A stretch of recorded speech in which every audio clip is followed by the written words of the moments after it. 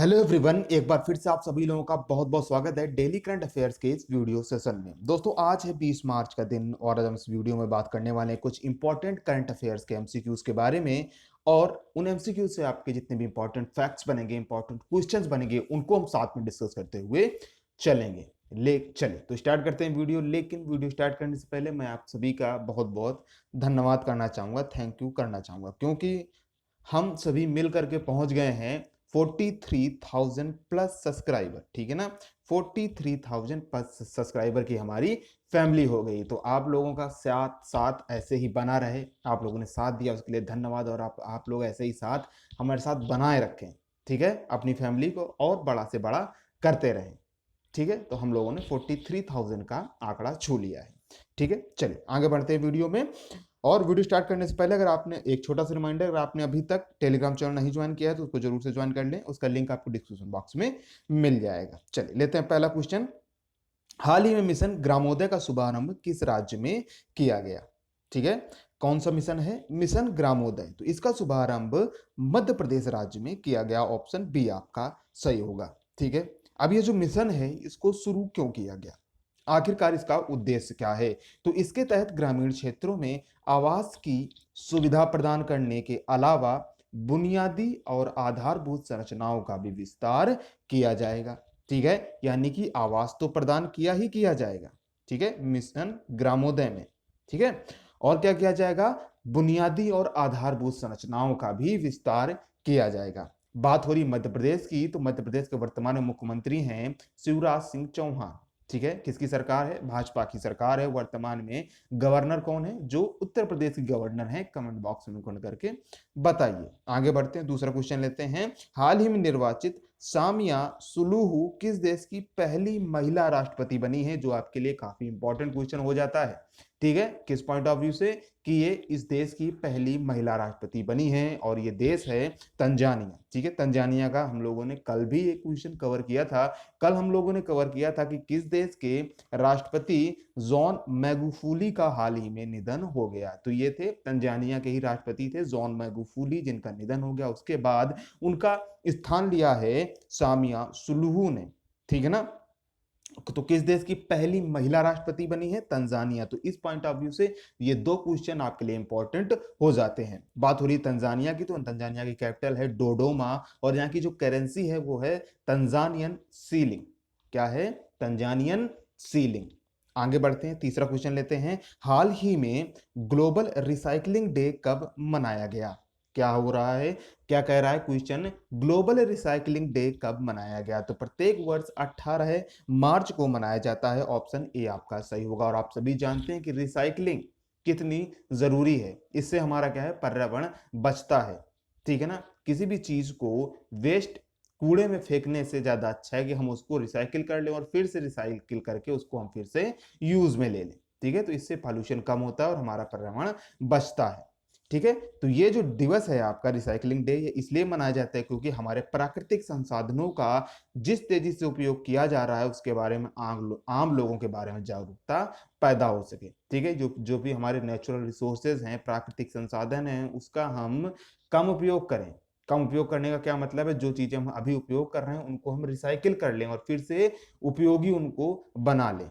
ठीक है ना, तो ये रिसाइकलिंग डे मनाया जाता है 18 मार्च। अच्छा, थीम भी इसकी है। जी हाँ, जो प्रमुख दिवस होते हैं उसकी थीम भी घोषित की जाती है कि आखिरकार ये जो दिवस है किस विषय पर, किस थीम पर आधारित है। तो इसकी थीम है रिसाइकलिंग हीरोज। ठीक है, रिसाइकलिंग हीरोज इसकी थीम है। ठीक है, वीडियो पसंद आ रहा तो लाइक और शेयर जरूर से कर दीजिएगा। कोई आपके मन में सवाल आता है, कोई डाउट आता है तो वो भी आप बिल्कुल बिना किसी एजिटेशन के पूछ सकते हो। चौथा क्वेश्चन लेते हैं।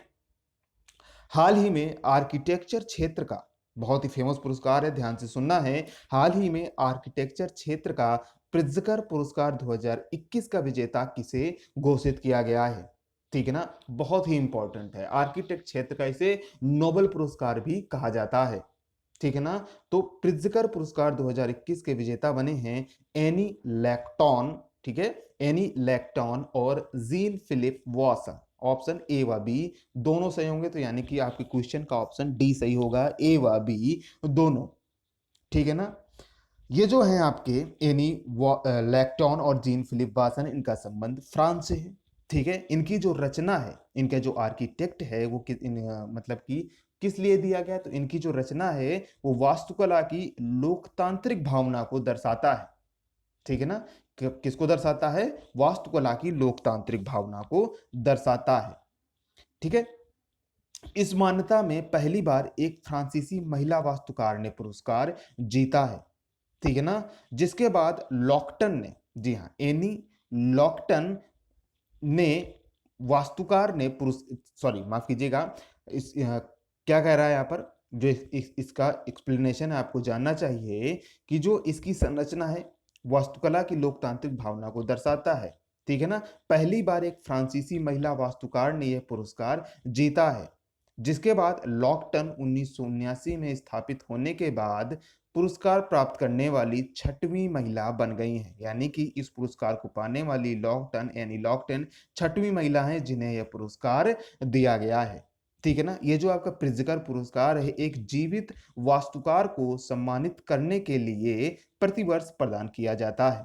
ठीक है, यानी कि जो वास्तुकार है, ठीक है, उसको जीवित होना चाहिए, तभी उसको यह पुरस्कार दिया जाएगा और ये प्रत्येक वर्ष दिया जाता है। ठीक है, इसको शुरुआत कब की गई, अभी बताया मैंने आपको 1979 से इसको शुरू किया गया। तो किसके द्वारा शुरू किया गया, नाम आपको पता होना चाहिए, जे ए, ठीक है, जे ए प्रित्ज़कर और उनकी पत्नी सिंडी द्वारा 1979 में स्थापित इस पुरस्कार को प्रित्ज़कर परिवार द्वारा वित्त पोषित किया गया और हयात फाउंडेशन द्वारा प्रायोजित किया गया। ठीक है, हयात फाउंडेशन द्वारा इसको स्पॉन्सर किया गया और जो आपका प्रित्ज़कर परिवार है उसके द्वारा वित्त पोषित किया गया। स्थापना की इसकी जे ए प्रित्ज़कर और उनकी पत्नी सिंडी ने। ठीक है, आई होप आपको बातें समझ में आ रही होंगी।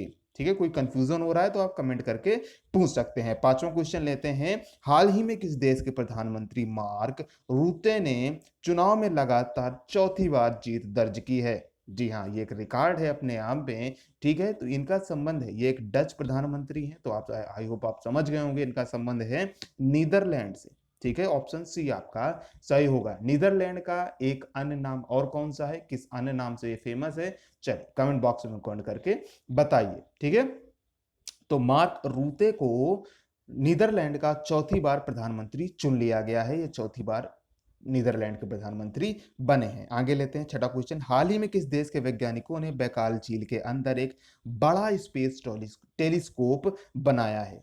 ठीक है ना, हाल ही में किस देश के वैज्ञानिकों ने बैकाल झील के अंदर एक बड़ा स्पेस टेलीस्कोप बनाया है। तो ये आप सभी जानते हैं, बैकाल झील का जैसे ही नाम आया तो आपको सबको पता होना चाहिए कि बैकाल झील कहाँ है, आपकी रूस में है। ठीक है, तो रूस के वैज्ञानिकों ने एक बड़ा स्पेस टेलीस्कोप बनाया, ऑप्शन ए आपका सही होगा।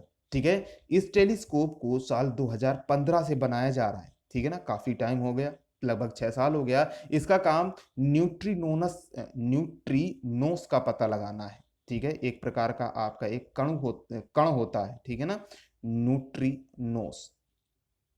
तो न्यूट्रिनोस दुनिया के सबसे छोटे कण होते हैं, इनकी निगरानी करना या इनकी मात्रा जानना बेहद कठिन है, इसलिए यह टेलीस्कोप लगाया जा रहा है। इसका ये जो नाम है, इसका नाम है बैकाल GVD। ठीक है, मैं यहाँ पर लिख देता हूं, बैकाल GVD, इस टेलीस्कोप का ये नाम रखा गया है। तो कहां पर लगाया गया, बैकाल झील में, और किसके द्वारा, रूस के द्वारा लगाया गया। बैकाल झील ये दुनिया की सबसे गहरी झील है। ठीक है, याद रखना है, ये जियोग्राफी में क्वेश्चन बनता है कि दुनिया की सबसे गहरी झील कौन सी है, तो बैकाल झील है। आगे बढ़ते हैं, आप हमसे सोशल मीडिया के माध्यम से भी जुड़ सकते हैं। ठीक है, फॉलो कर सकते हैं, आप क्वेश्चन पूछ सकते हैं, किसी भी टॉपिक को डिस्कस कर सकते हैं, किसी वैकेंसी के बारे में आप बात कर सकते हैं अगर आपके मन में कोई सवाल है। सभी के लिंक आपको डिस्क्रिप्शन बॉक्स में मिल जाएंगे। सातवां क्वेश्चन लेते हैं, हाल ही में UNDP द्वारा ग्रामीण भारत में महिलाओं की आजीविका और उद्यमिता से संबंधित किस अभियान को शुरू किया गया। तो यहाँ पर एक आपको ये जो समूह है, ठीक है, ये जो संगठन है UNDP, इसका आपको इसके बारे में जानकारी होनी चाहिए और इसके द्वारा शुरू किया जा रहा है। ये आपका अभियान, तो ये भी आपके लिए इंपॉर्टेंट हो जाता है। तो इसका नाम है सही दिशा, ऑप्शन बी आपका सही होगा। यूएनडीपी द्वारा सही दिशा नाम से ग्रामीण भारत में महिलाओं की आजीविका और उद्यमिता से संबंधित अभियान को शुरू किया गया। यह अभियान उन मुद्दों और बाधाओं को रेखांकित करता है जो ग्रामीण भारत में महिलाओं के रोजगार, आजीविका तक पहुंचने के अवसरों को प्रभावित करता है। ठीक है ना, और उनमें जो बाधा उत्पन्न कर रहे हैं उनको भी ये बताता है कि जो आजीविका है, महिलाएं आजीविका तक नहीं पहुंच पा रही हैं तो क्या क्या बाधाएं आ रही हैं। इससे क्या होगा, उनको एक सही दिशा दिखाई जाएगी जिससे वो आज महिलाएं अपने आजीविका और उद्यमिता में भाग ले सकें, आजीविका को दूर कर सकें। ठीक है, बात हो रही यूएनडीपी की, यूनाइटेड नेशंस डेवलपमेंट प्रोग्राम, इसका फुल फॉर्म है। तो यूएनडीपी संयुक्त राष्ट्र के वैश्विक विकास का एक नेटवर्क है। इसका मुख्यालय न्यूयॉर्क में है। यूएनडीपी गरीबी उन्मूलन, असमानता को कम करने हेतु लगभग 70 देशों में कार्य करता है। ठीक है, यानी कि एक बहुत बड़ा संगठन है। ठीक है, संयुक्त राष्ट्र के द्वारा शुरू किया गया है इसको। आगे बढ़ते हैं, 8वां क्वेश्चन लेते हैं, बहुत ही इंपॉर्टेंट 8वां क्वेश्चन भी है आपके लिए। 8वां क्वेश्चन कह रहा है कि हाल ही में कौन सा देश अंतरराष्ट्रीय सौर गठबंधन का हिस्सा बन गया है। ठीक है, आईएसए, तो इंटरनेशनल सोलर अलायंस का हिस्सा बन गया है इटली।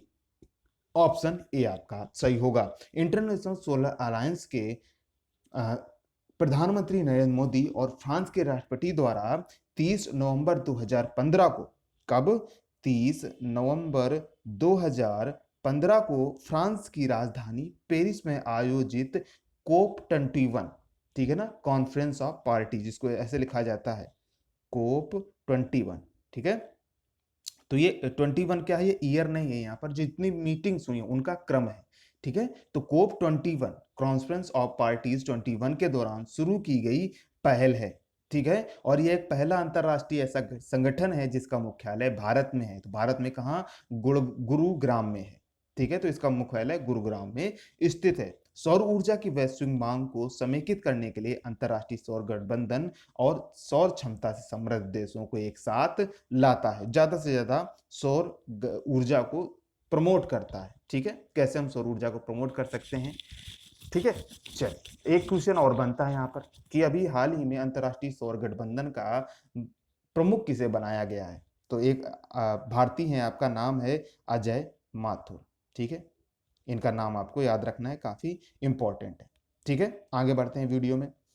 आज के वीडियो में 8 क्वेश्चन थे, अब लेते हैं कल के क्वेश्चन का जवाब। मैंने आपसे कल पूछा था कि हाल ही में राष्ट्रीय टीकाकरण दिवस कब मनाया गया। तो प्रत्येक वर्ष राष्ट्रीय टीकाकरण 16 मार्च को मनाया जाता है। ठीक है, इस दिन आपकी पोलियो की पहली खुराक पिलाई गई थी।